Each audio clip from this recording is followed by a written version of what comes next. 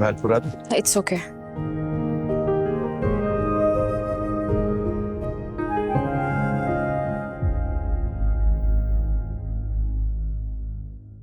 क्या हुआ, रुकी हुई? जमीर, मुझे रात भर नींद नहीं आएगी क्यों? जब तक मैं अम्मी को मना नहीं लेती। इसलिए अपने कमरे में जाने से पहले मैं अम्मी से एक दफा एक्सक्यूज करना चाहती हूँ। अच्छी बात है। आओ, आ जाओ।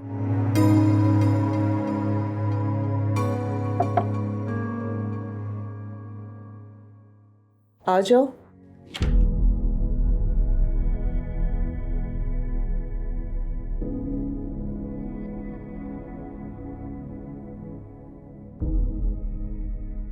अम्मी सुबह ही आपसे कुछ बात करना चाह रही है। तुम जाओ। जी।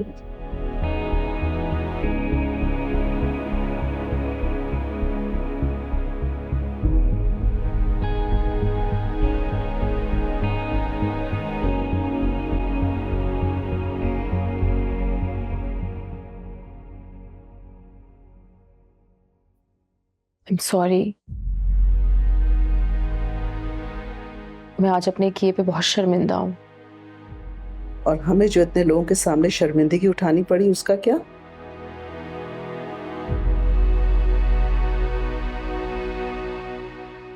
इस बात का तो मुझे अंदाजा है कि उस पूरे हॉस्पिटल में तुम अकेली डॉक्टर नहीं थी। तुम वक्त पे आ सकती थी, उन्हें खानदान वालों की बातों से बचा सकती थी। अगर मेरे बस में होता तो मैं वहां से लाजमी आ जाती। अगर वहां पर इतनी अफरा तफरी थी कि मेरे कुछ समझ नहीं आया। पेशेंट की हालत बहुत सीरियस थी और वहां पे सिर्फ मैं अवेलेबल थी सर्जरी करने के लिए। अगर मैं उसे इमरजेंसी वार्ड में छोड़ के आ जाती तो वो बेचारा वही इंतजार करते करते इंतकाल कर जाता। उसकी जिंदगी कम थी, मगर कम से कम मैंने बचाने की पूरी कोशिश की। आई एम सो सॉरी बेटा, इधर आओ। आई एम सो सॉरी, मुझे बिल्कुल अंदाजा नहीं था इस बात का। बस बेटा रो मत। मैं बहुत बुरा फील कर रही हूँ सर। I am sorry. मैं आपको नाराज करने का कभी सोच भी नहीं सकती। मुझे पता है बेटा, अगर जमीर मुझे वक्त पे बता देता ये बात तो ये नौबत ही ना आती। इसमें जमीर की कोई गलती नहीं है। वहां सब इतने पैनिक में थे कि मैं जमीर को भी पूरी बात नहीं बता सकी। मेरे दिल में आपके लिए बिल्कुल वैसे ही इज्जत है जैसे अपनी माँ के लिए है।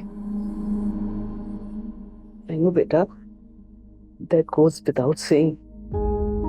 और तुम्हारी ये बातें मुझे जो और शर्मिंदा कर रही हैं। मैं कभी नहीं चाहूंगी कि आप मेरी वजह से शर्मिंदा हो। जी जान, तुम्हारा जाहिर जितना खूबसूरत है ना, इतनी ही तुम अंदर से खूबसूरत हो। और मुझे इस बात पे फख्र है कि तुम मेरी बहू हो। और बेटा, वो जो पेशेंट एक्सपायर हो गया ना, उसका दुख दिल को मत लगाना। तुमने भी खुद ही तो कहा है ना कि उसकी जिंदगी कम थी।